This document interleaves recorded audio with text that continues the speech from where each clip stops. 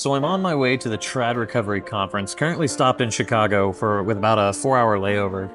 Now, some of you might be wondering, like, Kyle, why are you going? It's like, well, I've been hearing a lot of hubbub about this, and, there's just a lot of people being nasty to each other online about it, so I figured, why not? Let's go and see what this is all about. This airport looks exactly as I would expect.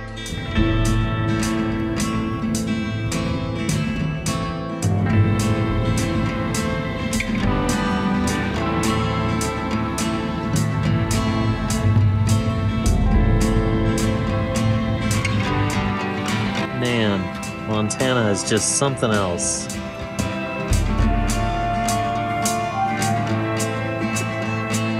So I'm looking for a green Honda Accord. All I know about David is that he is not from America. So it's really cool to see how far-reaching this conference is. Although I suppose, like, if this is Montana, Canada's like a stone's throw away. So we'll see. We'll see how that goes. Alright, David says that he's here and to look for the obvious Canadian. I don't know what an obvious Canadian looks like. Apparently that is what an obvious Canadian looks like. So I have found the obvious Canadian, and it took me about 10 seconds to realize that it's his shirt that makes him obviously Canadian. So, David, thanks for picking me up from the airport. You're on welcome. Like fairly short notice. Okay, so obviously you're from Canada, yes. But that's a pretty big country. So where are you from? I am from Edmonton, Alberta. Okay. So literally due north of where we are here in Belgrade, Montana. How far of a drive is that? It was about 800 miles. Oh, goodness. Yeah. So a little bit more than a stone's throw away. Yes, yes. So what brings you down here? Well, I am a seminarian for the Archdiocese of Edmonton. Okay. And I have a bit of a history with the traditionalist movement myself. Okay. I found the traditional liturgy back in 2019, and that coincided with my intellectual conversion or reconversion to the faith. I am a cradle Catholic. But curiously enough, believe it or not, the Polish oblates that served at my parish never once mentioned the names Thomas Aquinas or Augustine or Francis de Sales from the pulpit. Interesting. So when I began my intellectual conversion, one of the dumbest things I've ever said was, wow, I didn't know that saints wrote books. Okay. And so I ravenously started eating up books and attending the traditional liturgy with that. And I fell into a lot of the standard rad trad narratives. Why did this mass go away? Why is everything else so cringe? What happened? And started reading all the standard traditionalist leaflets. Okay. And was deep in it. And then COVID happened. And in my diocese, a lot of the sacraments were restricted. Mm-hmm.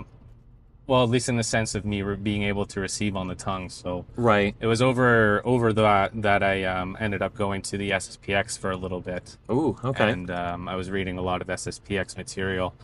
And then a friend showed concern and kind of talked me down a little bit. And it was also at that time that I came to meet Jeremiah Bannister and being introduced to his work over Ronald Knox's enthusiasm.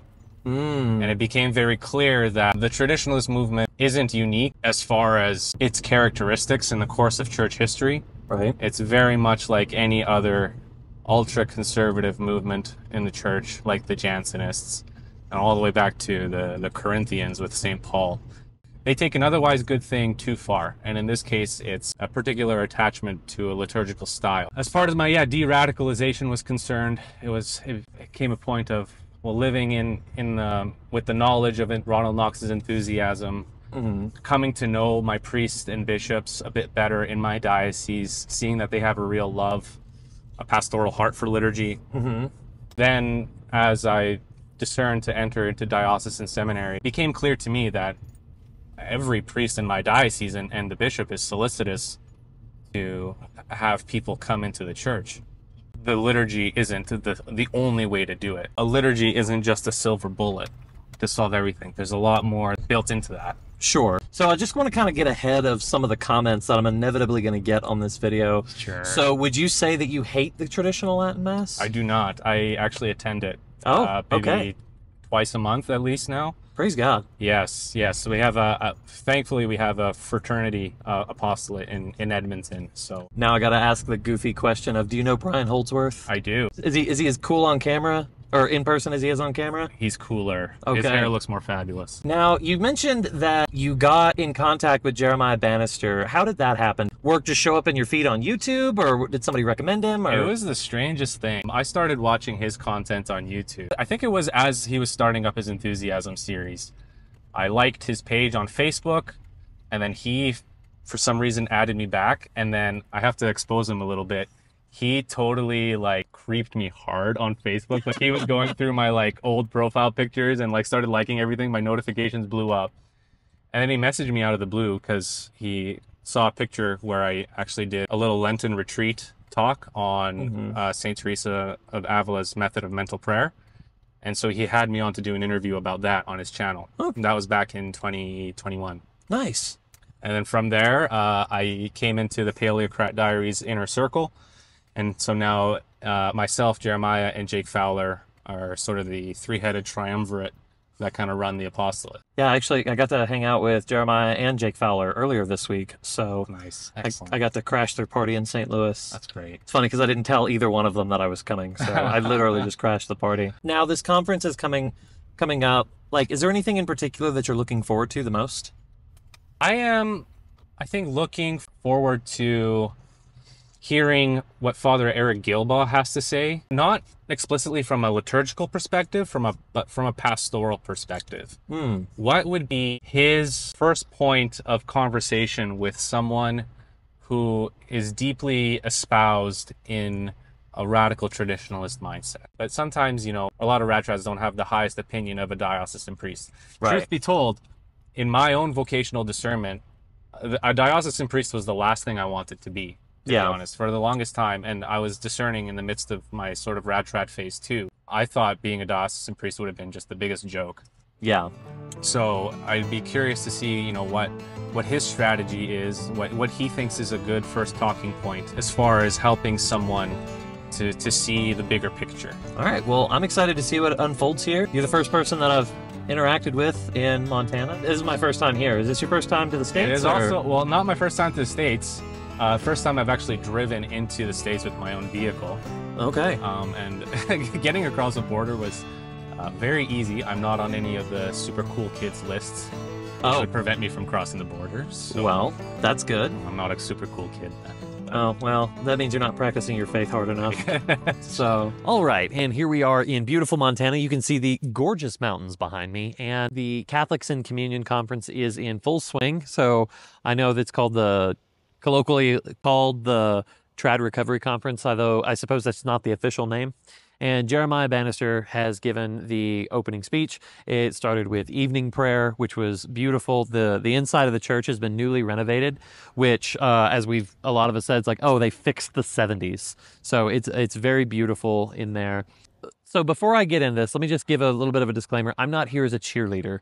I'm not here to promote the event necessarily. I'm here to tell the story of what's going on and my thoughts on it. So I'm here to tell you the good, the bad, the ugly. Okay. So Jeremiah Bannister, if any of you guys have ever heard him speak before, you know he's got that charisma. He knows public speaking down pat. He's a lot of fun to listen to, which is what has made him a successful radio personality and, you know, YouTube personality after that. Now, the bad. In his first talk, and there's probably going to be a few clips in here throughout the video because he gave me permission to use any of them, I feel like one of the problems that he had is that he focused far too much on them and they, and not so much on us and we. And I'm happy to have him, and I'm gonna tell him this criticism to his face, and I'm happy to have him explain why I'm wrong or why it's important. Now, with that criticism being said, I will say that everything in there he said was correct. I didn't hear a single wrong thing that he said. I agreed with everything that he said in there. I'm not sure I agree with the approach. I've gone back and forth on this, just even while I was sitting in there listening, because on one hand, there's clearly a division. So that divisive speech, and I'm not meaning like, oh, causing arguments and no. I'm talking like divisive and meaning like us and them and whatnot. There's good reason to use that because there's clearly a separation here. I don't know if it's the most helpful that it seems like the only representative of the opposition here is me. So that's why I hesitate, because I love everybody here. Jeremiah Bannister's a good friend. I feel like I could bring these criticisms to him and he would either tell me why I'm wrong, which I'm happy to hear, or, you know, I feel like he would receive the criticism in humility and, you know, maybe next time try to do better. So we'll see. I do think that kind of set the tone, started setting this, setting the message of you're not crazy for being here. Some of these things are absolutely horrible. So far, obviously there's room for improvements. I think that my conference, the Catholic Creator Conference that I hosted just a couple weeks ago, I think there's room for improvement on that as well. So I'm not going to sit here on my mountain of right and, you know, point and laugh at them in their valley of wrong. That is not what's happening here. From what I've seen so far, I hope we keep this ball rolling, and early impressions is that I hope to see this become an annual thing. Laura, thank you for coming here and talking about this. As I kind of told you off, this will be a little bit of a critical interview, and you know, but I do want this to be more like constructive criticism, because I think what you're doing here is a really good thing, and I'd like to see this turn into something bigger and better and like help heal the body of Christ, which I think you. I'm not starting this critical interview off very critical, but like I think so. This is the last day of the conference. There's about less than 3 hours left in it, and I would say that this was really good. That's just my estimation. Now, for the critical parts. Yes. Okay, so why did you feel like this conference was necessary?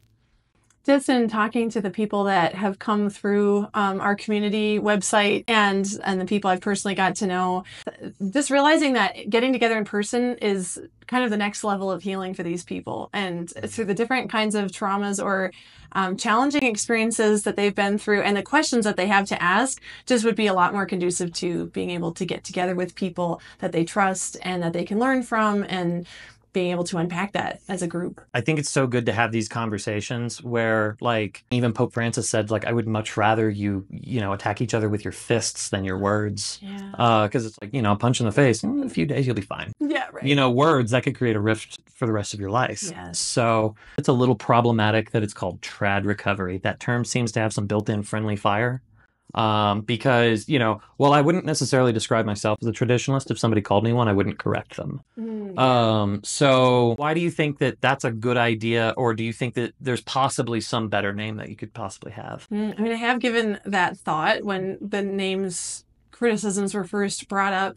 But I honestly found that the name, and the reason that name was chosen was just so that the people who would need that community would recognize it through the name. Like, oh, that could apply to me. Whereas if I had named it Rad Trad Recovery, they might look at that and go, well, I never really consider myself a rad trad. Maybe that's not for me, you know, and kind of like, and not approach. And so I've had a lot of people just even see it on social media being shredded or whatever, and they're like, oh wow, like that could include me, like I'm going to reach out to these people, and that was beneficial for them.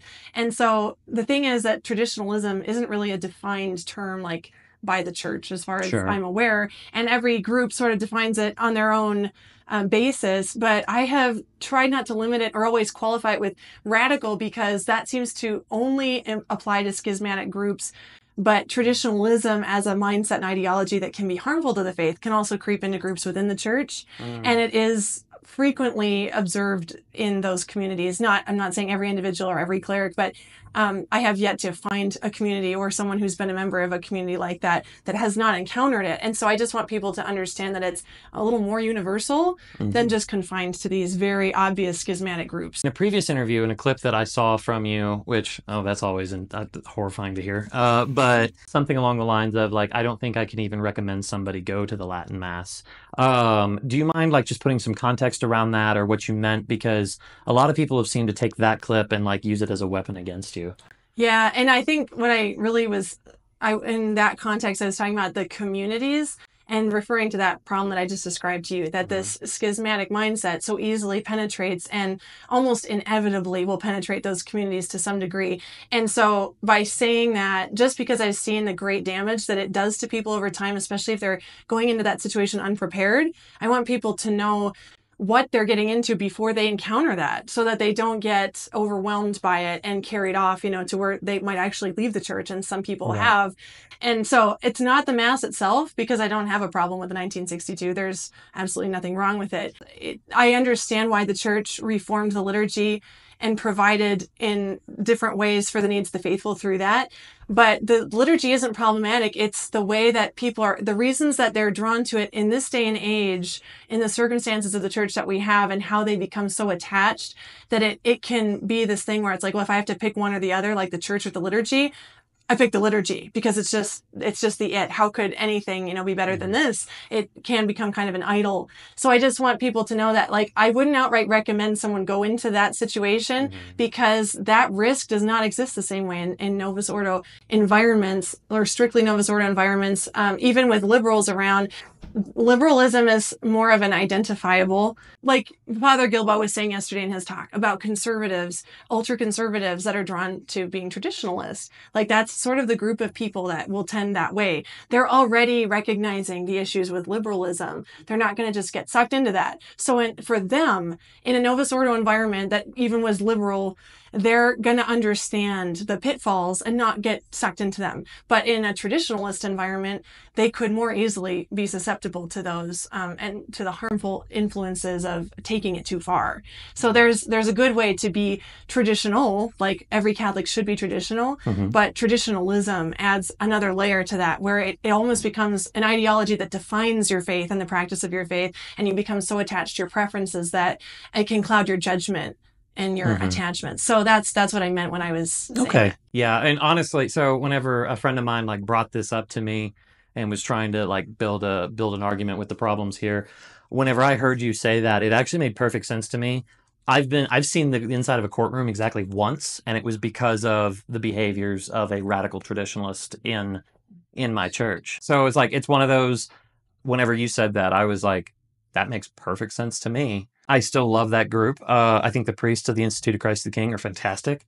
I would describe myself as an Institute of Christ the King supremacist. But what are some of the cool things that you've seen so far come out of this? The movement in general, or the conference? Yes. Yes. Oh, Yeah. well, definitely people getting further, like closer in their relationship with God, which is primary, that they feel that he's actually someone that they can have a relationship with and to be close to, and knows that he loves them, because often in traditionalist circles that isn't emphasized, and people actually grow up in fear of God. So that's so fundamental to everything else you do in life, to all your other relationships and the way you approach prayer and the practice of morality and stuff. So they're delighted by the things they find in the church that they maybe didn't have access to or were discouraged from. And they're just like, wow, this is like beautiful. It's so enriching. Like the church provides this for us and offers it for our enrichment. And it's really wonderful. Like, where has this been all my life? And then just the wonderful people they've met and the healthy relationships they've been able to form in church communities. And yeah, so a lot of learning, a lot of healing, and being able to set aside their past experiences and sort of lay them to rest, like when they were taught things that weren't actually Catholic doctrine, or manipulated spiritually or different things. They're like, that wasn't actually the church. That's what I thought at the time, but I've been able to sort that out so I can hang on to my faith. And that's really what trad recovery is about, is people not losing their faith and walking away from it because of bad experiences, but being able to retain and understand Catholicism and enter into the joy of it, because it's supposed to be joyful, full, and peaceful. And that's something that a lot of them never really got. They maybe had a certain sense of peace, but I hear over and over, when I came into full communion with the church, I experienced for the very first time profound and complete peace that I didn't know existed. But before then, what they thought was peace, it was sort of like this temporary calm, like, oh, I feel a little better when I'm in church or something, but they had nothing to compare it to. Now they do. They're like, I would never go back. Like, maybe I had to walk away from my whole family. Maybe, I have no friends now, but they're still encouraged, and they're just trying. They don't, slow down. They're very edifying to me to see their example and how they're helping to heal and love those around them, and, just teach the truth. And I think it's very wonderful. Something that came to mind whenever you were talking about feeling peace for the first time, one of my favorite axes to grind right now is fruits of the Spirit versus works of the flesh. So one of the fruits of the Spirit is peace. I love this man dearly. A French priest that from the Institute of Christ the King, and he said that like you can tell that the Holy Spirit's not with you if you don't have peace, and you know the Holy Spirit's with you if you have peace. Yeah. And so for you to say like they didn't have peace, it's just like, okay, so they come to full communion and now the Holy Spirit's finally like, welcome home. But then the flip side of that is also the works of the flesh. You know, if your entire ministry is your main goals is to make people angry, stir up wrath, that's works of the flesh. And go into I don't have the exact words, it's in Galatians. That ends with, and those who engage in these will not inherit the kingdom of God. And I think a lot of people need to read that and understand that this is a warning. And like, you know, it's in scripture. We should take it seriously. Right. So now I'm going to ask you a few loaded questions now. So why do you hate the Latin Mass? Oh man, I don't hate it, and I've never hated it. Again, I appreciate it, and experiencing Latin Mass as a teenager when I first was encountering it, I was really impressed by like the reverence and the position that the priest holds in leading us to God and conducting worship. I was like, wow, it just never hit me that way before. Significance of that, and that stayed with me, you know, throughout any celebration of the Mass in any form since then, and just that appreciation that I was able to gain, and also just, you know, more of a love for sacred music and things. And I'm very into rubrics and things. Like, I know that's not like the only thing to consider, but it's still something I honor and I want other people to know about and to cherish. And so, yeah, I definitely think that the Latin Mass is, well, the 1962 Mass. Okay. Because the Latin, I believe, should be in every Mass typically. I understand like full use of the vernacular, but I know ideally the Council Fathers envisioned there would always be Latin present in the Mass. So I think that we shouldn't even have to have terms like that, because it should just be a given that there is some Latin in our Masses. Yeah. But the 1962 has many things to teach us, and we should have probably better kept that context as a church to inform the reform. And that's what Pope Benedict was trying to bring back with Summorum Pontificum. And I think that it did help to an extent, but it didn't bring the unity he hoped. And there, consequently, the further restrictions on it, because it's like, again, another reason that I don't encourage people to go get involved in those communities, because I'm like, I see that further restrictions are likely to happen at some point down the road. It may not be in our lifetime, but I would not feel right to recommend someone to go into that environment and get all attached and comfortable there. And then it's almost like setting them up for resentment, disappointment later, because I'm like, I want you to be informed by the goodness, but I also want you to hold it loosely, because God may ask you to surrender that at some point. Yeah. It's almost like go applying for a job at a place that's going out of business or something like that. Yeah. So why should we have rainbow stoles and tambourines at Mass? Oh man, we should not have rainbow stoles and tambourines at Mass. That's nowhere in the liturgical books and never was. Yeah. It's purely personal innovation, and a lot of people were led astray by liturgists with agendas that were, propagandizing that. But yeah, so it's unfortunate that those things became the norm, just like pianos in church. It's like, no, that actually was outright condemned in a sacred music document well before it became the fad. But you tell people that now and they're just like, what, really? It's like, no, the piano is a percussion instrument. It doesn't belong in the liturgy, but people just need the opportunity to be informed. There's been a lack of catechesis in that, because also the laity are still stepping into that role of really educating themselves and contributing on many levels to the life of the church, whereas before they were very much in the back seat. The clergy and the religious were expected to feed them everything. So if they happen to feed them the wrong thing, they wouldn't necessarily know the difference. Yeah. So yesterday, thankfully David's not here to hear this criticism of him. So yesterday when we were doing the Liturgy of the Hours and we got to the hymn, you weren't there because you'd been leading all the hymns, and which you did very well, by the way. You were not there at the beginning, and David was like, it's the same tune from yesterday. And whenever I said that to you earlier, you were like, no, it's not. No, it wasn't.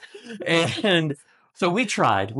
And I think for like all of us being fairly clueless and not knowing how to read chant notation and whatnot, that was really bad. And then like when we started up the second verse, whatever, I heard you pipe in and you just like fixed everything. So I was impressed that you guys were just singing anyway. I mean, they could have just recited it. They were just trying, and they didn't care what it sounded like. I was like, good for you guys. The most repeated commandment in Scripture is to sing, and never once does it say to sing well. Oh, there you go. So, yes. I encourage people to sing. So David's in the room right now for context, and so honestly, I'm kind of like impressed with David because he had the humility of going like, well, I'm not an expert, but we're doing this. Yeah. So, what's next? God is really unfolding this one step at a time. I mean, I'm just maintaining the website. We're doing our live monthly video conferences, and we're starting to get local groups established. We have one that just started in Cincinnati area for trad recovery. They all have like their own unique names, but I've talked to some other people around the country that want to start them.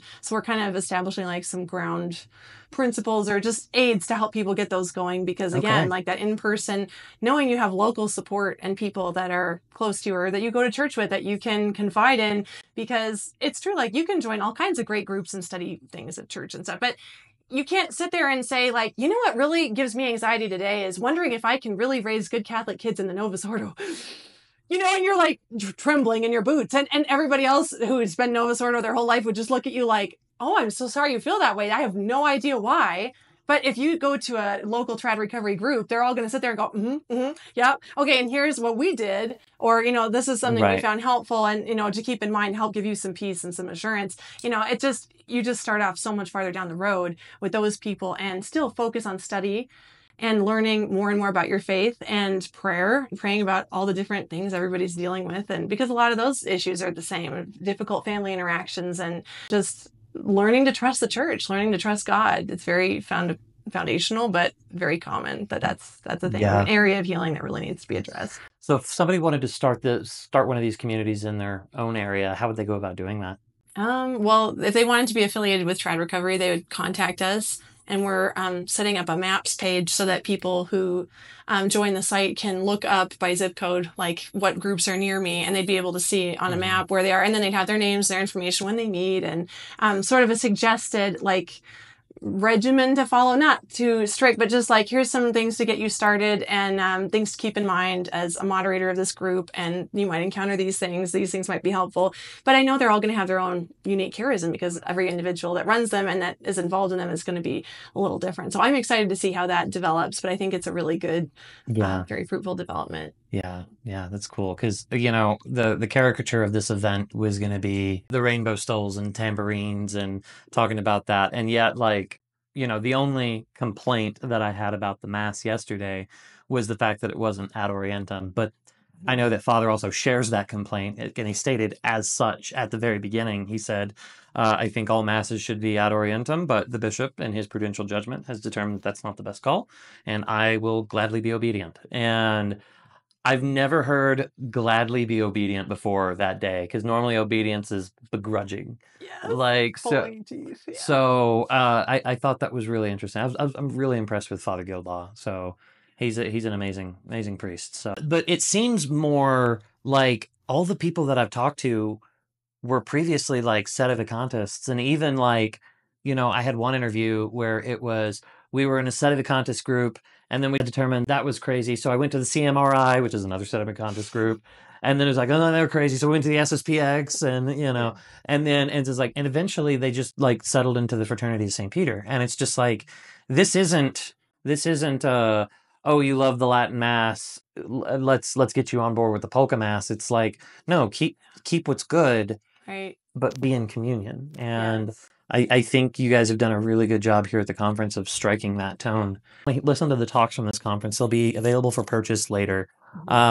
See that appear in the description after it exists. So definitely for Trad Recovery site members at first, and then on Dom and then Jeremiah's platforms are going to have them available too. Okay. And we'll see about further dissemination, because we do want people to have more access to them and to be able to just benefit and see, you know, what they missed and why they want to come to the next one. If we can, you know, get another annual conference together, I think annual conferences would be ideal, but I can't necessarily champion that myself. I just knew it needed to get started, but I already have someone else on the East Coast who's wanted to host the next one. So hopefully, God willing, that could be very good. Okay. All right. Well, Laura, thank you so much. Dom Del Maso, we meet again. Kyle. I haven't seen you in a grand total of like 2 weeks. So I guess just right out the gate, I'm just going to come out swinging here. Why did you think speaking at this was a good idea? I thought speaking at this was a good idea because I had grown up not in communion with the Catholic Church and found my way into communion with the Catholic Church thanks to the help of my family and of Pope Benedict and of Our Lady of Clear Creek Monastery. And once I made it into full communion with the church when I was pretty young, I started to study the Second Vatican Council and the liturgical reforms. I'll be giving a talk on the liturgical reform today, actually. And I realized that a lot of people who were outside the Catholic Church and seeking to re-enter and to leave behind the groups that they were a part of had no resources, no help, and felt alone. So I felt a responsibility to help them. That's why I'm here. Okay. Now, so this is something that I brought up in pretty much every other interview that I've had. The name trad recovery, I think it's problematic, to borrow a leftist term. And, because it seems to be, if you are saying trad bad, therefore modernism good. Now, what are your thoughts on that? Yes, personally, I agree that I don't like the term trad recovery because I have friends who call themselves traditionalists who accept the Second Vatican Council as well as the new missal, but prefer, as I do, the old missal. And so I think that that's unfortunate. However, although I still probably would not choose that name, it has helped people who were seeking for something that they associated with what they call traditionalism. So for the sake of those people who feel alone, it has actually helped. It has also garnered a huge amount of backlash. Again, and I understand why, because I have friends who are traditionalists who do not reject the council, and that's unfortunate for them. So that's my position and understanding of all of this. Okay. All right. So what's your role here at the conference? I've come here to talk about communion with the church, joy and healing, and the liturgy and the unfolding history still right now of the Roman Rite. And I use Joseph Ratzinger as my guide, and I try to bring peace into a lot of these very emotionally charged debates when it comes to liturgy, when it comes to the council texts, and when it comes to communion with the church and family members and friends. So I'm here to try to bring about healing and understanding where there's a lot of talking past each other. And Joseph Ratzinger has been extremely helpful and fruitful in my understanding personally and in helping others with his theology, his thinking, and his teaching. Okay. So obviously there was quite a bit of backlash whenever this conference was announced. What are some of the criticisms that you're aware of, and which one do you think might have the most merit? I think it goes back to the first thing we talked about, which is that there are some traditionalists who understand themselves as such, who do not reject the Second Vatican Council nor the new missal, but prefer the 1962 missal. They're sometimes part of the Institute of Christ the King or even the Fraternity of St. Peter, and that the optics of the title, it felt like, it seems to me, that they were being targeted and they felt that was unfair. And again, I understand, and I'm not here to say otherwise. I will just add that it has helped people who have been incredibly lonely, and it was for them and not for some kind of apologetics against anyone. So why do you hate the Latin Mass? I love the 1962 Missal. It's the Missal of my childhood, of my faith. I also love the 1969. I think they both need each other. And I think that the reform of the liturgy that the Council sought, that Pope St. Pius X sought, is not over. We still have a task given to us by the Church that still needs to unfold, and it is unfolding. Yeah. No, and I'll agree with you there. One thing that our mutual friend Drew the Catholic mentioned, because he was just at the National Eucharistic Congress, and he was talking about the level of reverence that was there was really encouraging to him. And he, perhaps triumphantly, maybe a little too triumphalist, said the happy clappy age of liturgy is over. Yes. Yes, you might know a parish. To be quite honest, just this past Sunday, I was at one of those happy clappy, disgusting masses that I was physically cringing at like the entire time. But those are on their way out. They are. The leadership, if an event put on by the USCCB emphasized real presence in the Eucharist, reverence, repentance, and, all these things, if you've got the buy-in of the leadership, it's only a matter of time before it gets down to the ground level. And a lot of that, actually, so I guess just to play a little bit, sometimes maybe the traditionalist movement played a huge role in that. Because of people like the Institute of Christ the King kind of offered maybe like a little bit of a safe harbor for somebody. Entirely honest, that's why we started going to Institute of Christ the King oratory in St. Louis, was because we were sick of hearing heresy from the pulpit. You see, Yeah. I agree with you. This is why Pope St. John Paul II provided for the Fraternity of St. Peter, because there were people, and Joseph Ratzinger at the time, head of the CDF, also talks about this. There were people who were attached to the 1962 and were scandalized by the, quite frankly, nonsense going on. And so Pope St. John Paul II, right, established the Ecclesia Dei Commission so that people might find refuge. So I completely understand that, and I'm completely on board with that. Yeah. I also agree with you that this silly season, as some have called it, is behind us. Doesn't mean it's completely gone, but it means that we're headed towards a healthy renewal of the liturgy that the Council truly sought. So whenever people say traditionalism and they mean schism, I take issue with that. When people say Novus Ordo, but they mean liturgical abuse, I also take issue with that. I like that, yeah. Your standard issue Novus Ordo, in the most condescending way to phrase it, is not great. I've been in some pretty hideous churches, and I'm sure you have too. It does seem that that's on its way out. Those parishes are dying. The youth are not sticking around. And I think it's going to get a little worse before it gets better in terms of parish closures. But there's some good things to look forward to, such as liberal seminarians are extinct. Yeah. They're not around anymore. Yeah. And all your young priests are solid. They all have berettas. They're all wearing saturnos and cassocks and everything like that. It's just very encouraging. I would just say, the future is very hopeful, right? We have both the devotion of young seminarians, priests, and young Catholics for reverence and liturgical tradition and history, as well as in communion with the disciplinary decrees of the Church, sacramental communion with the Bishop of Rome. All of this, together is the future of the Church.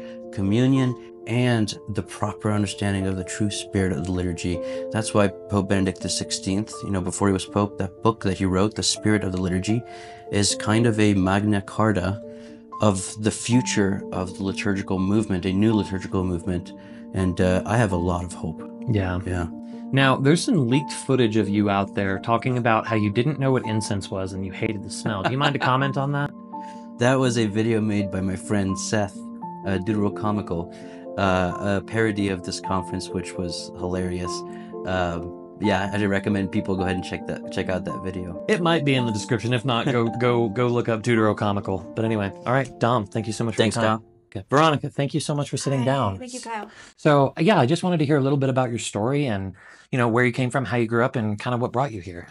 So I grew up in Oregon. I was actually baptized into the SSPX at St. Thomas Becket Parish in Veneta.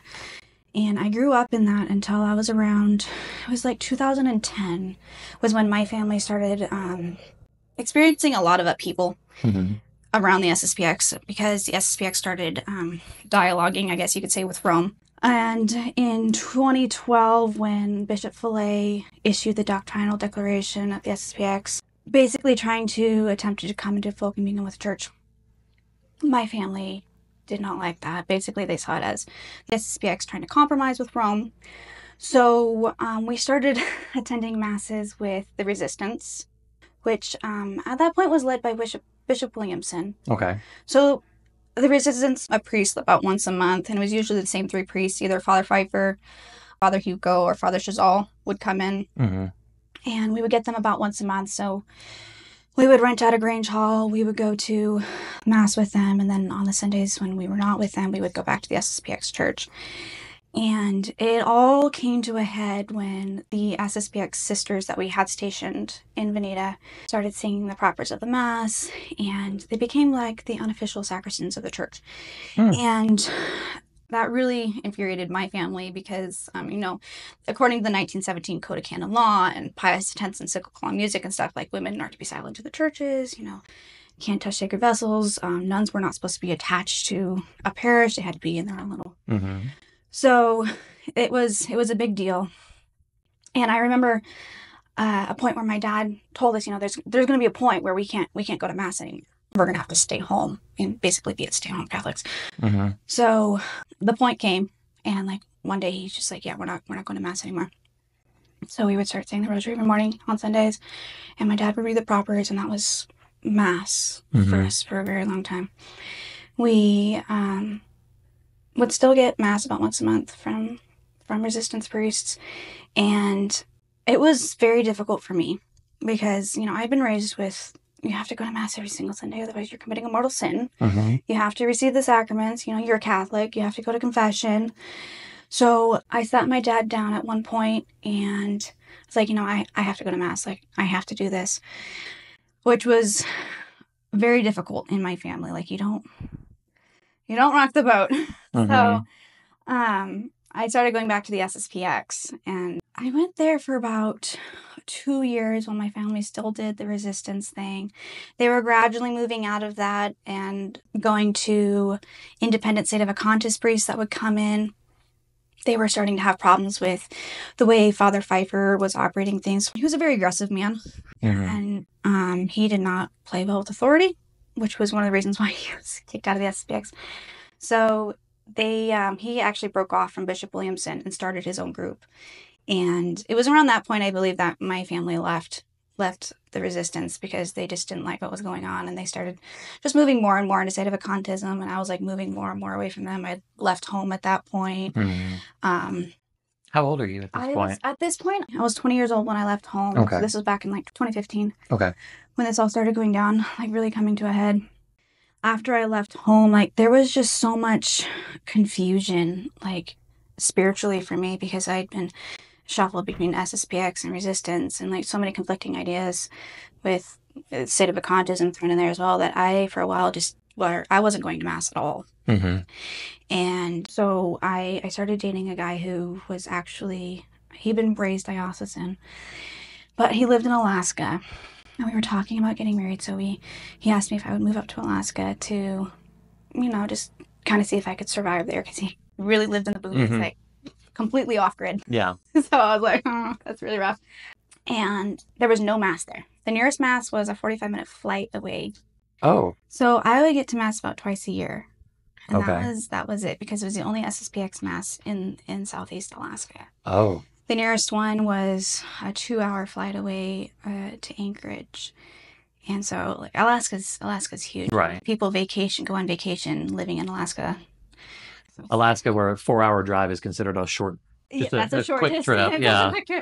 I still didn't receive the sacraments. And like looking back, it's very ironic for me now that I'm in full communion with the church, because a 5-minute boat ride for me away was just a regular diocesan Catholic church. I could have gone every single day if I'd wanted to. I could have gone to confession. I didn't go to confession for a year at one point. So when we got married, like my husband wasn't completely on board with SSPX. He'd been raised diocesan, and he really believed that, you know, Catholics, if you're going to call yourself Catholic, you need to be like part of the church. Like, you can't be part of all these splinter groups that we had. Basically, I was like, I'm not going to Novus Ordo. Like, that's never going to happen. So he's like, okay, fine, we'll go to an SSPX church. So twice a year, we would go to Mass at the SSPX mission up in Sitka, which is a 45-minute flight away. And that was basically all we did for about 4 years when we lived there. And it finally got to a point where I was like, you know, I want my kids to be raised with the sacraments. Like, this is not Catholic. How are they supposed to know their faith if we're not, you know, regularly attending Mass, receiving the sacraments? Like, when are they going to receive their first Holy Communion? So, I mean, just to get our kids baptized, we wouldn't go to the diocesan church 5 minutes away. We flew 45 minutes and waited 2 months before the priest would come in to get our kids baptized. It was insane.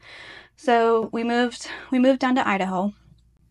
And we started going to the SSPX church in Idaho. And it was around that time that all of those horrible abuse scandals came out about the SSPX. And I remember scrolling Facebook and seeing a friend of mine that I had known. She was actually a former teacher of mine in the school that I had attended at the SSPX. She was just absolutely just horrified and so angry and just like hurt for these victims. And now I'm so ashamed of what I said, because I was basically defending these pedophiles. It was horrible. I was defending these abusers. I was just touting the party line and, you know, saying God allows horrible things to happen to good people, or the devil tempts those who he fears the most, that kind of thing. And, you know, the SSPX is only going through these struggles because they're the true church, and just absolutely just ridiculous things. But some of the things that people responded back to me really made me stop and think later, like, if they're, because the SSPX had swept so many of these abuse scandals under the rug and hidden them for decades. And it really made me stop and think, like, if they're hiding all of this, what else are they hiding? So I started researching everything, and it took me 4 years of research before I finally was like, yeah, we got to get out. And what was really the clincher for me was when I found out that my marriage in the resistance, because we got married in the resistance, my marriage in the resistance was invalid. And I had been in an invalid marriage at that point for 5 years. Oh, goodness. And I was just shocked. I was like, oh my gosh, like, how could you do that to thousands of people? How could they do that? All of the research I did on supplied jurisdiction and their claim to extraordinary mission and their claim to have no faculties and, all the lies around the Tridentine Mass and the myths around quo primum and everything else. It was really shocking and very jarring for me. Growing up, hearing that Vatican II is heretical, the new Mass is a danger to your faith and you'll probably go to hell if you go.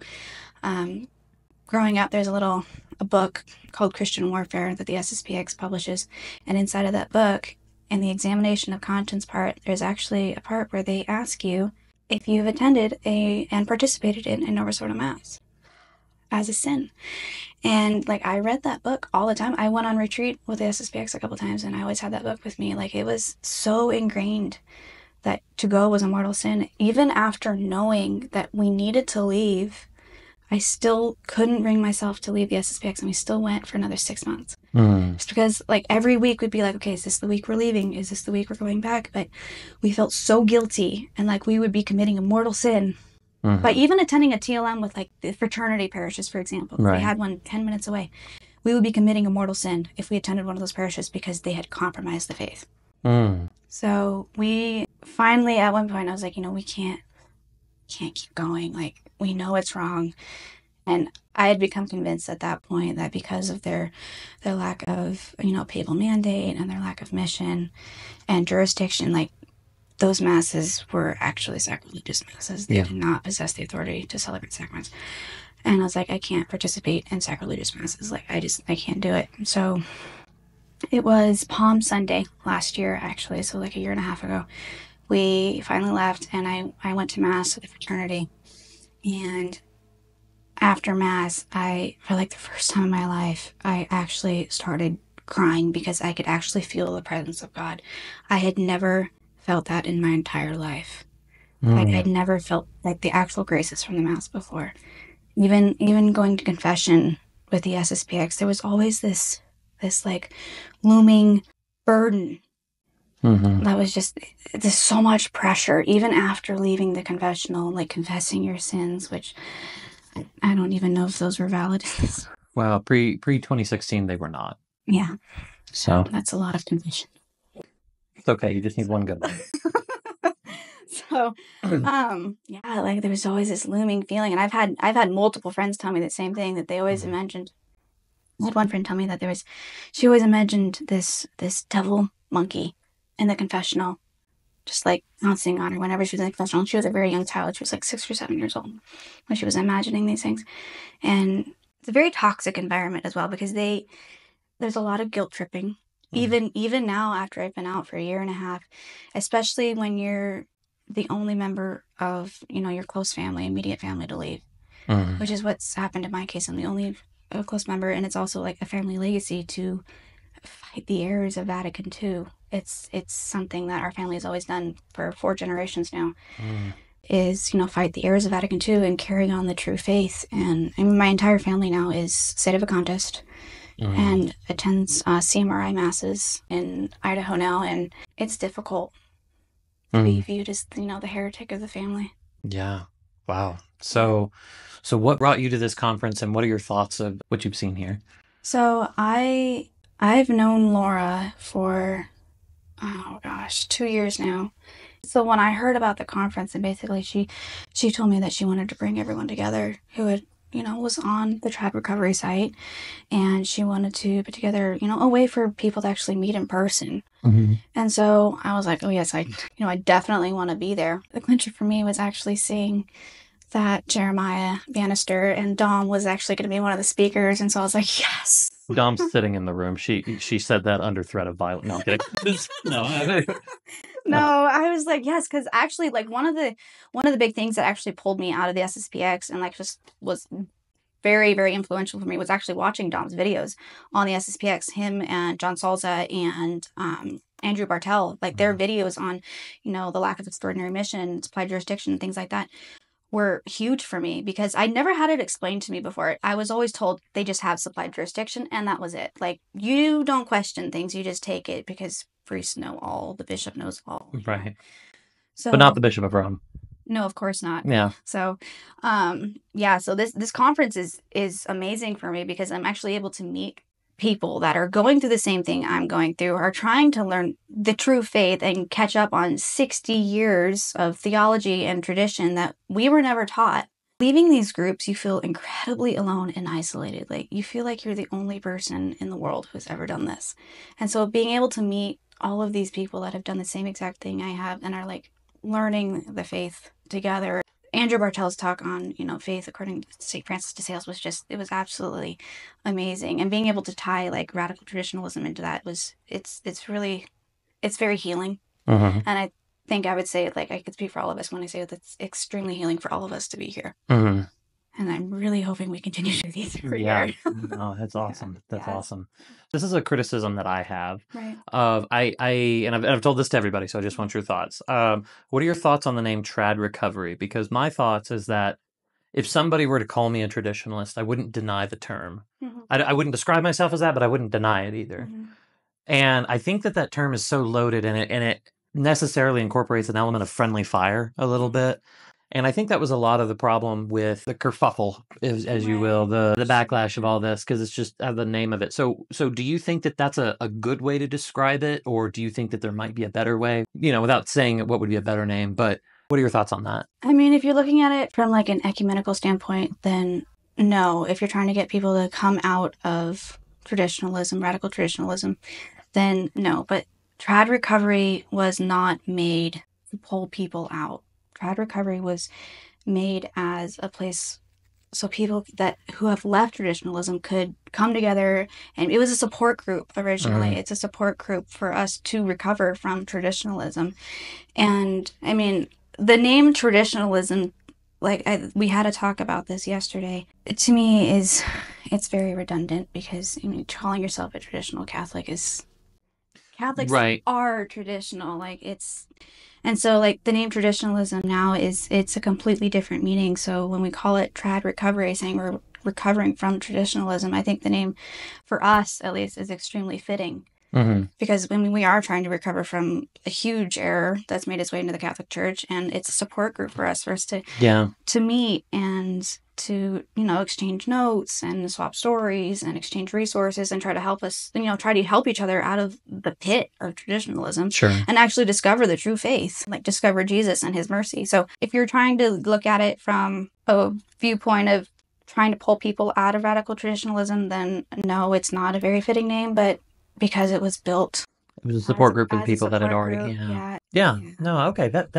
That's actually a really important piece of context that I think I was missing from all of this, because, I didn't hear of all this until it blew up. Right. So I had only basically heard the bad things. I didn't hear the backstory behind all of it. So that's a really an important piece of context that I think most people are missing. Yeah. So, now, what are your thoughts on the Latin Mass in general now? No, I think it's beautiful. I mean, I grew up with the Latin Mass. I love the Latin Mass, but I think another important piece that people in traditionalism miss is the unity of the Church. And since Vatican II, the Roman Rite, the Latin Rite, the Roman Rite of the Church is, the Novus Ordo Missae. And so, to achieve perfect unity, we should all be celebrating the same rite, which is something a lot of the popes in the 19th and 20th centuries wrote about that, celebrating the same rite and, being in perfect communion with the Pope and the bishops of the world. And so the traditional Latin Mass, as beautiful as it is, has kind of become the flagship of a movement against that unity. Yeah. So in a way that the Ordinariate is not. No. That's so the extraordinary form and the ordinariate mass actually like have the same status within the Roman Rite. I don't know very many ordinariate attendees, adherents, whatever. So like I don't know what their culture is like, but it doesn't seem to be the same that is surrounding the Latin Mass. But yeah, no, I would agree that this seems to have become like the battle flag of a lot of these problematic things, which Jimmy Akin brought this up in his 6.5 interview on Pints with Aquinas, where it was just like, if you make this your symbol for your resistance, don't be surprised when leadership comes down and tries to take that away. Exactly. You know, because you have children, correct? I have 3. It's okay. So what do you do when your oldest is hitting your youngest with his favorite toy?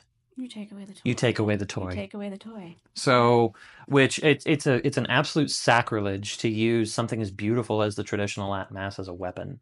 I'm not going to say that leadership is perfect or justified, Oh, but not at it's all. certainly understandable. Did you have any like closing thoughts, anything that we didn't touch on that you'd like to bring up? I mean, like, something I actually brought up with Laura when I did an interview with her was that people need to, like, coming out of traditionalism, I would really encourage, and this is something Sister Maria Eucharista hits on a lot, she talks about this a lot, is trusting the mercy of God and developing a spirit of humility.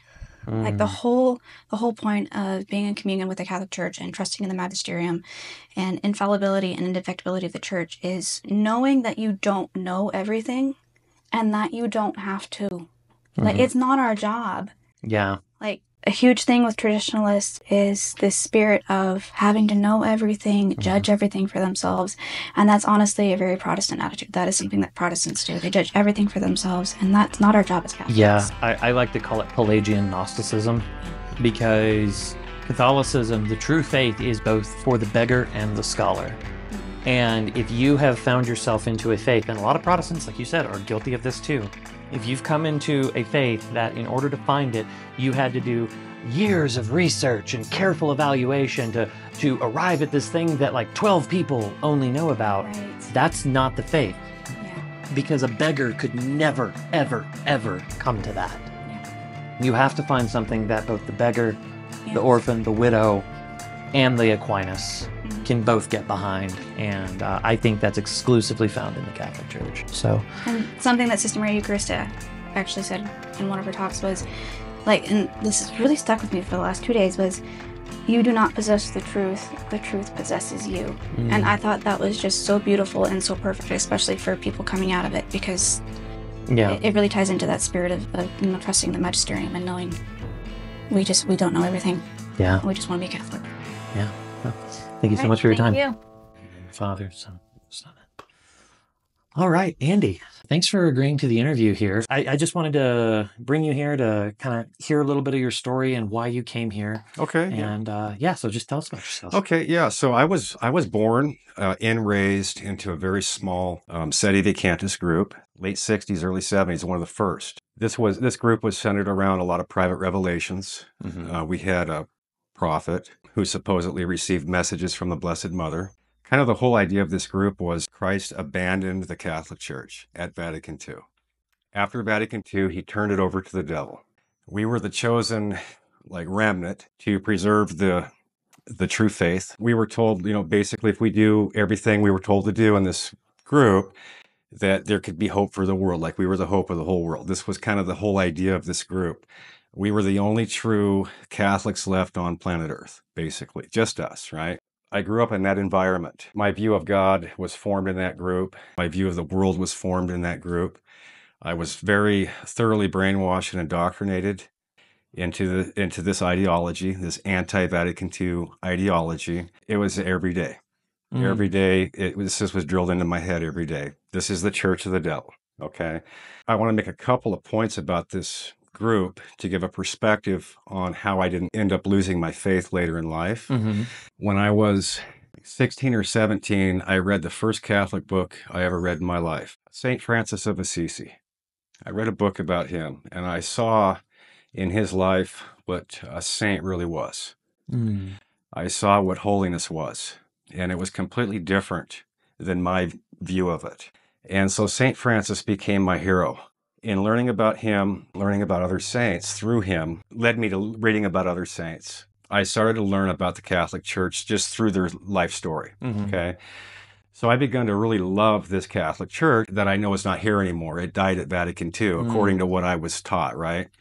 But I developed a love for the Catholic Church. So when I was in my early 20s, my uncle came to visit me, told me a lot of information about this group that I was unaware of. I was confronted with some facts that I was forced to realize that I'd been following a lie my entire life. The whole thing was a bunch of baloney. And so I had to start over. And if it wasn't for St. Francis, I would have lost my Catholic identity entirely. I would have lost everything. But because of him, I knew the Catholic Church was true. And so I had to go find this Catholic Church. We found a Latin Mass chapel, and it was operated by the CMRI, which is another Sedevacantist group. Right. So I went there, I saw the Latin Mass, the priest, the stained glass, the incense, right? So I thought I had found the Catholic Church, the way the church was prior to Vatican II. You know, in my mind at that time, I could not comprehend how the church after Vatican II could be the Catholic Church because of all of the distortions that I had.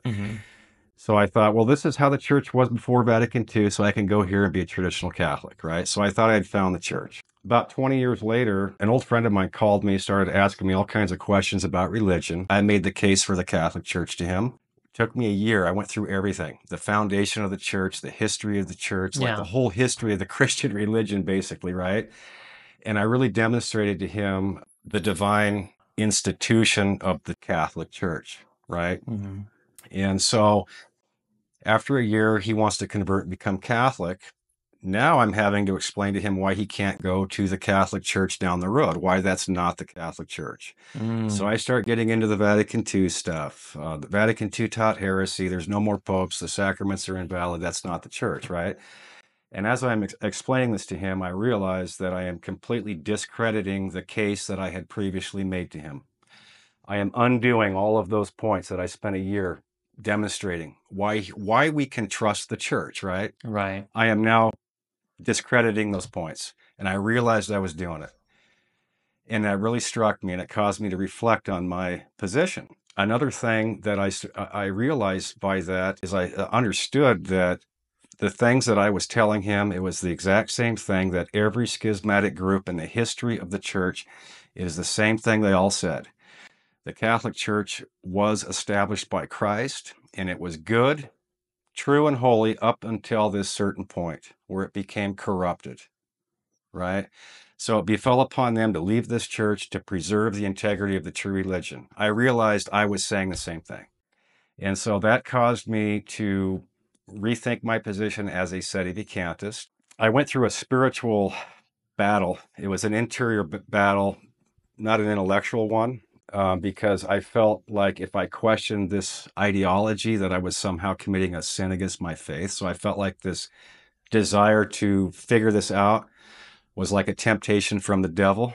I was introduced to the discernment of spirits by St. Ignatius. So I studied that and I applied that to my situation. Every advice St. Ignatius gave on how to discern whether a movement within you is coming from God or the devil, every single one told me this was coming from God. That's how I overcame that spiritual battle, I guess. So at that point, these handcuffs came off, these intellectual handcuffs, they came off.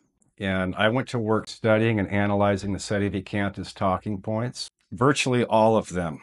And it took me well over a year to get through it. The end result of that year-long study, and this wasn't just study, this was a lot of prayer and a lot of responding to some things that were taking place in my spiritual life. I came to two conclusions. Number one, if my position as a Sedevacantist, if it's true, the Catholic Church doesn't exist anymore. If we hadn't had a pope since 1958, okay, it's not just the chair that's vacant at this point. The entire hierarchy is gone. There is no more hierarchy in the Catholic Church. There is not one bishop left on planet Earth who has legitimate authority to teach and to govern the church. Formal apostolic succession has ceased to exist. Because formal apostolic succession is not just holy orders. It is that legitimate authority, right, to teach and to govern in the church. There is not one man I could point to that has that authority, according to my position. Right.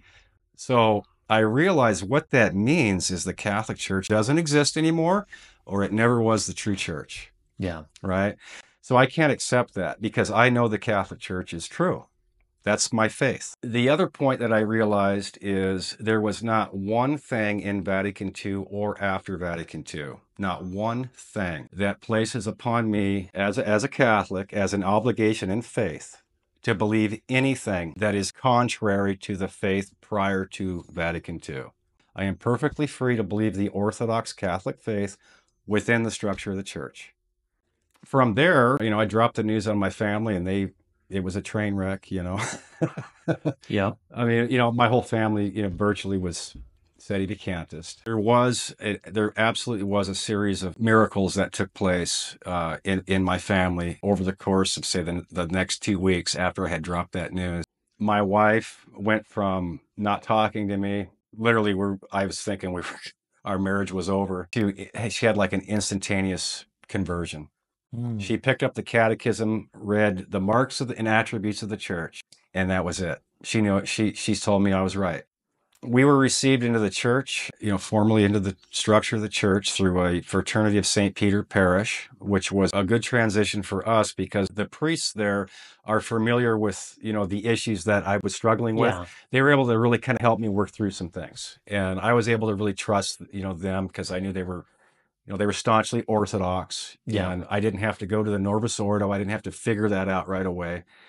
And so that was kind of like a bridge for us to be received into the church. Little by little, multiple other family members followed us into the church. I believe it was 10 of us in total. So it really, there was a lot of good fruit from that. In addition to that, one member of my family who hadn't practiced the Catholic faith in over 50 years had a conversion, a miraculous conversion. And she is now returning to the church. Oh, praise God. So, and that was like a complete miracle. So Yeah.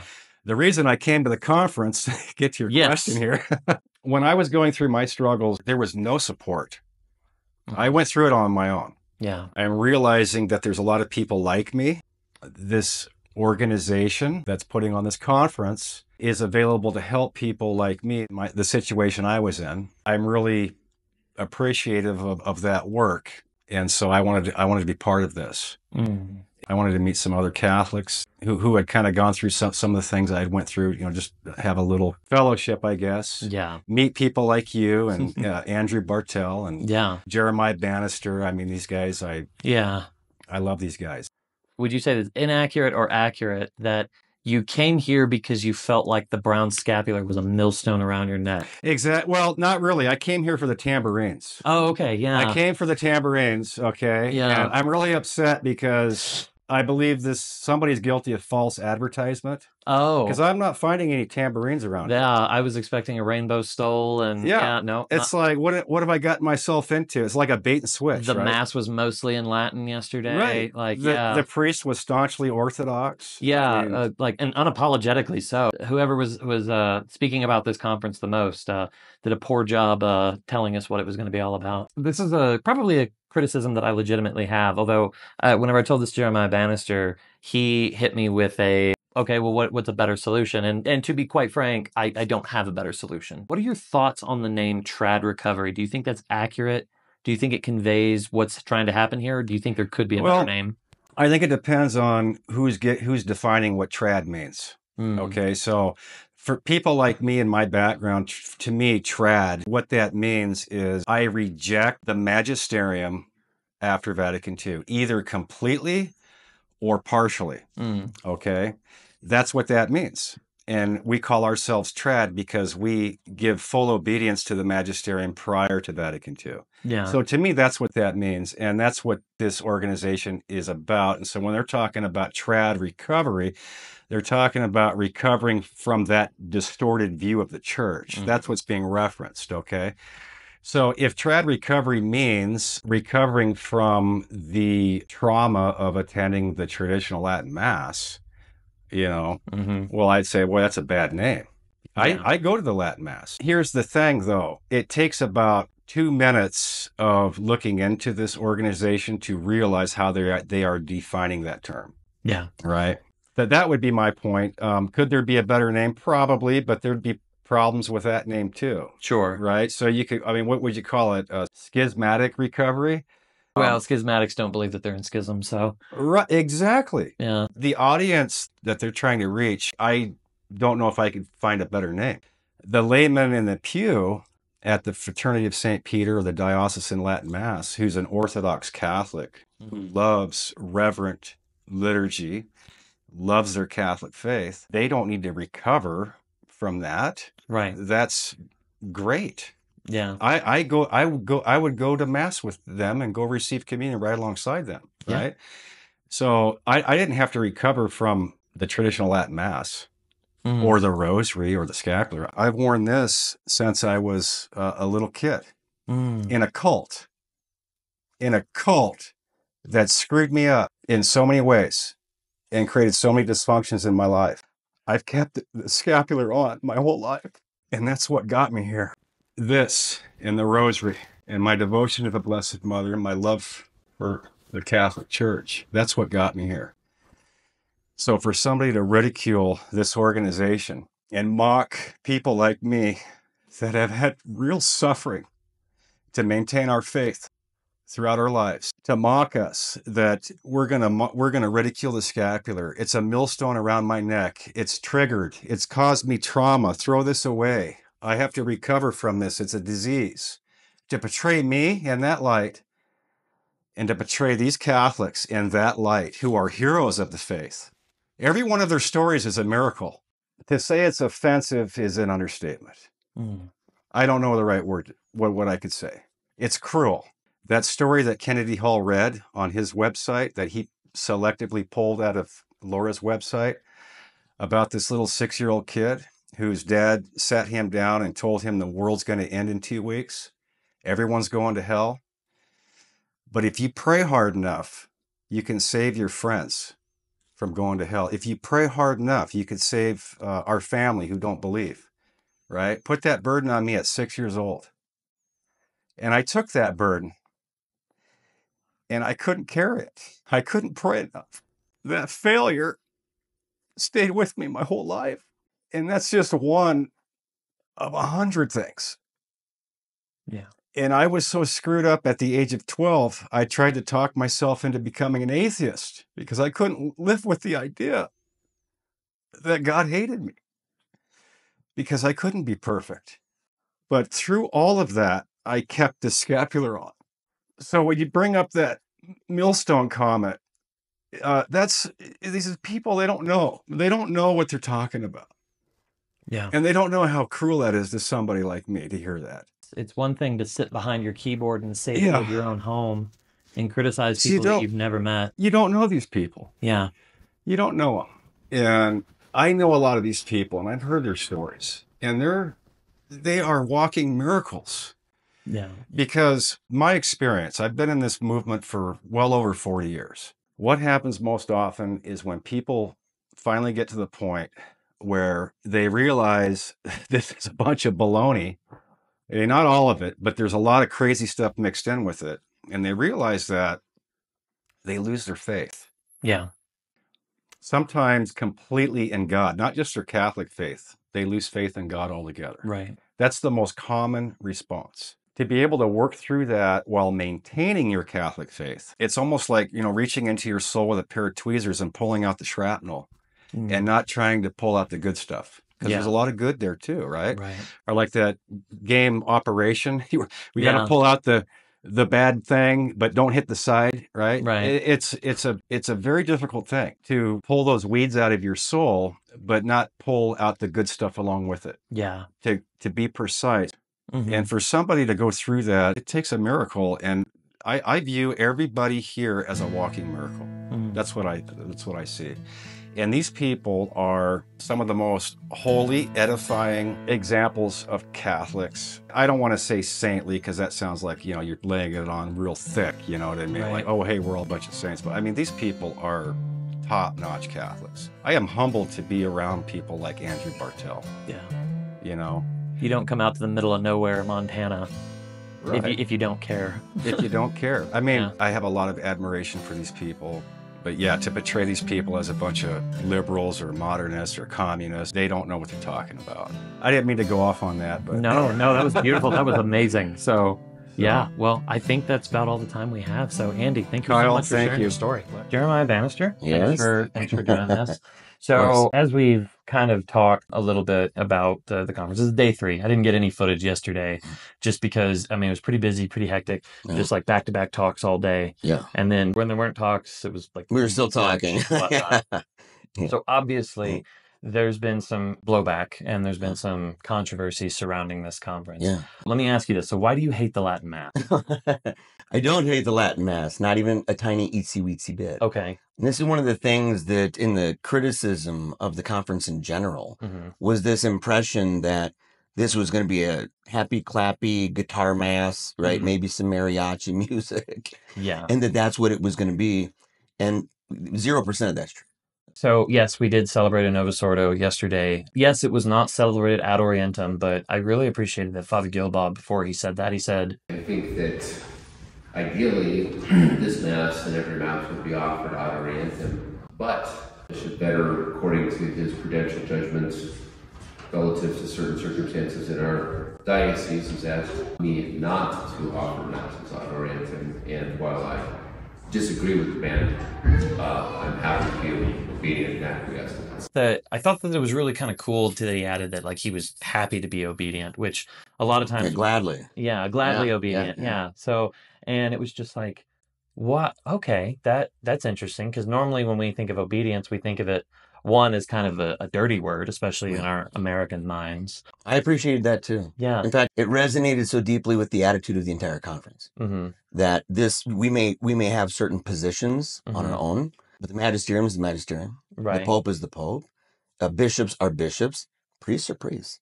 You Yeah. know, it was a hard line yesterday. In fact, when Father Gilbaugh talked about when people come to him and talk to him about the hierarchy, he's like, "You're not in it." Right. And it's like an end moment. Like, what are you going to do? You know, you need to understand you're not at even this place. Right. And and for him to understand that he's not at the place of the bishop. Yeah. And so I thought it was awesome that it was able to play out in such a way that it showed that even it wasn't a power move against people that are trying to go Yeah. above their place. Because guess what? He has authority over him too. Mhm. So obviously the first question, and I even warned you that like here, I'm going to ask you a Yeah. loaded question. Feel free to Yeah. laugh at it. Real You know, quick, I attend the Latin Mass. I attend the Latin Mass almost exclusively. Mhm. And that I asked my wife while we were here, someone asked about it. And I said, asked Angela, how many Sunday masses, right? Sunday Mhm. obligation or feast days that are Mhm. obligation. How many do you think we've done at Mass of Pope St. Paul VI? And she said maybe 12, 15. Mm. We came back in 2017. Like, it's not like, yeah, we don't miss Sunday obligation. I don't think we've never missed it. So since we've come back, Mhm. and it's always the Latin Mass. In fact, it's a diocesan one, and they do have the Novus Ordo. They have, in fact, every Monday, Tuesday, Wednesday, and Friday is a Mass, much like what we had here. Yeah. And then on Thursday, they have the Latin Mass. And they also have it on Sunday, but they have the Novus Ordo there. Sure. But it's a place that both of them inform each other. Mm. And it's been awesome to see that community come about through that. And I won't say any names, but it's attended by one of the most prominent traditionalist publishers right now Yeah. online. And Sure. and we're friends, and we go to this place and say, you know, if I hate the Latin Mass, what does it say of this guy? Right. And so we're in Right. the same place. Now, an actual criticism that I have that's Yeah. not just me teeing you up to give a comical response Yeah. is I think the branding on this conference has been poor. I think the name Trad Recovery has a lot of problems behind it. And I think you and I have spoken off camera Yeah, about this. yeah. I think whenever you say trad and you mean schism, it's not a good term because of the ambiguity. There's a lot of like friendly fire that's built into this. And like I said, if somebody called Yeah. me a traditionalist, I don't know if I would describe myself as a traditionalist, but if someone called me one, I wouldn't deny it. I would. Hmm. Yeah, I definitely would. For one, traditionalism, and people forget this. I think it was Father Gilbaugh Mhm. was saying yesterday, it's never been condemned. There has been a traditionalism that was condemned. Mhm. And that was during the time of Orestes Brownson. He wrote about the old quarrel and why traditionalists were condemned. It was a different conversation, but there's overlap, in fact. Yeah. And you say, but now The term, as far as I know, I mean, it's been championed by a schismatic, by Archbishop Lefebvre. Sure. So, and he hasn't had anything lifted in this sense. He's passed away, you know. Pray for the repose of his soul, you know. Absolutely. And he's got his advocates, obviously. In fact, it was one of the things in this conference that I would say I disagree with too. So you have people inside, because Dom Damaso made the case that it was better referred to as Lefebvreism. That would have been like Lefebvreite Recovery Network. The only people who would see that would be SSPX people. Sure. There'd be no sedevacantists.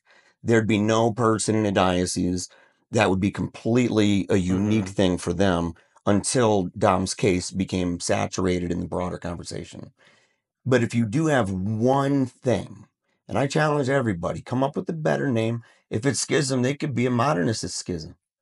Right? And yeah. I'm not looking at the camera, but I know you're there. But, yeah, well, it's like, hey, you out there, if you got a better name, come up with a better one. Leave it in the comments. But the people who complained about it, I don't know any of them who really take seriously the fact that there's even a problem. Yeah. They're too close to the story, maybe. It's always a few bad apples. That gets pretty old. That gets pretty lame. And it gets into this kind of self-protective thing. And you go, well, then where's your problem? Tim Flanders, for example, has made the public admission that he thinks neo-Jansenism is a problem. But I don't know where he's getting his definition of neo-Jansenism, because I don't know anybody he's talked about as being neo-Jansenist in his own groups. Right. And I say, oh, come on. If you if you're at that place, as so many self-identified traditionalists are, it's historically it's never good. Right. It's never good. And the self-identification is, in fact, why I think we should use that term. Right? Dom said that he talked to some friends of his and different people, and that it resulted from that. Most people I know who were against this conference self-identify as trans. I've never seen them put something together that recognizes a lot of the problems in that. They'll just refer each other to an article by Father Rittberger and say, see, we're self-aware. And that doesn't fly anymore. Right. And so I would challenge people, come up with a better name than trad, and then start your own group. Because this was an apostolate founded by a really awesome woman here in Montana. Really awesome woman, Laura. She founded it and has worked this with bringing people in who've gone through crazy experiences. Yeah. But none of the people here that I've heard so far, 0 of them, have said, because of this experience, I'm out. With Sister Eucharista. And what did she say? Just today, she said, so many of those experiences that I had while I was there were not just good, but they were joyful. They made me more righteous, and seeking out holiness. Sure. That some of these things that are important to her, if it wasn't for them and that kind of crowd, we wouldn't have that so well now, right? She gave credit. Right. And said that she left not because of some experience, but because of what was at stake, the theological, ecclesiological ramifications. So to be able to talk about both the psychological dynamic as well as the theological dynamic, I think disproved a lot of our critics. Like, that's one of the big reasons why I'm here, because while I do have my criticisms, I think that these criticisms are best had, in an incarnational way, like with me in front of you right now, because we're naturally going to be way more polite to each other if I cross a line. As soon as this camera's off, I'm punching you in the face. That's fine. I get one in and we're on the glass. You know what? It's funny because, like, if I had the makeup in the next clip that I do, I would have a black eye. I think this conference has done really well, actually. A lot of the complaints and criticisms, I think Deuterocomical put out a pretty hilarious video. Like, here's what the opposition is saying it's going to be like. And it hasn't been like that at all. Dom Damaso was even kind of pointing out that it seems like most people here for trad recovery, they've been recovering out of sedevacantism and they've been recovered into like the fraternity. So David and I briefly talked about this last night, where this wrongful and modernist way of binary thinking of it's trad recovery, therefore you must be advocating for modernism. And it's just like, sorry, but that's uncharitable and it's foolish, quite frankly. I'm a big guy on the Catechism on Rash Judgment. and Yeah, how yeah. whenever somebody says something, you should always interpret it in the most favorable way possible. Yeah. And just online, it seems that the exact opposite is what gets the clicks. It's what gets the growth. If people are looking for modernist recovery, we have tons of those. There are websites all over the internet. Absolutely. There are YouTube channels all over the internet that's all they talk about. Yeah. So unless they're talking about the Pope. Right. So you could have people who talk about the Pope. You have people who talk about modernism. We talk about, many of the people here, the apostolates that we have, talk about things ranging from Mormonism to other Sure. weird, strange cosmic cults and weird Right. mystic messiahs, all the way to enthusiasms and heresies throughout time. Yeah. And a lot about atheism. I even talked about that in Yeah. my speech. One of the points that I want to get across is I've noticed that exact same thing in my own channel. If I make a video that's even slightly criticizing problems in the traditionalist communities, and I mean that in kind of the most favorable way possible, the comments that I get are by far the most vicious. And I just want to ask these people, it's like, do you not think that Satan has an interest in attacking your community? Do you not think that he has a mission and a plan to stop whatever good you're doing? If you don't think that Satan is doing that, then that should be a massive warning, because if he's not doing that, it means that you're working for him. Yeah. So, no, we absolutely should be on guard for Satan, and we should be aware.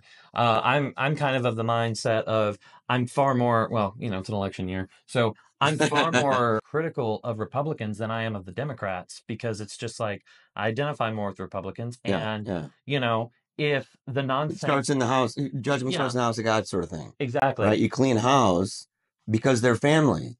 That's the position of St. Francis de Sales when he had a twofold apologetic method. The first was for separated brethren. right, And then the next one would be for those who need it even more, those who don't even understand certain basics about the Catholic Right. faith.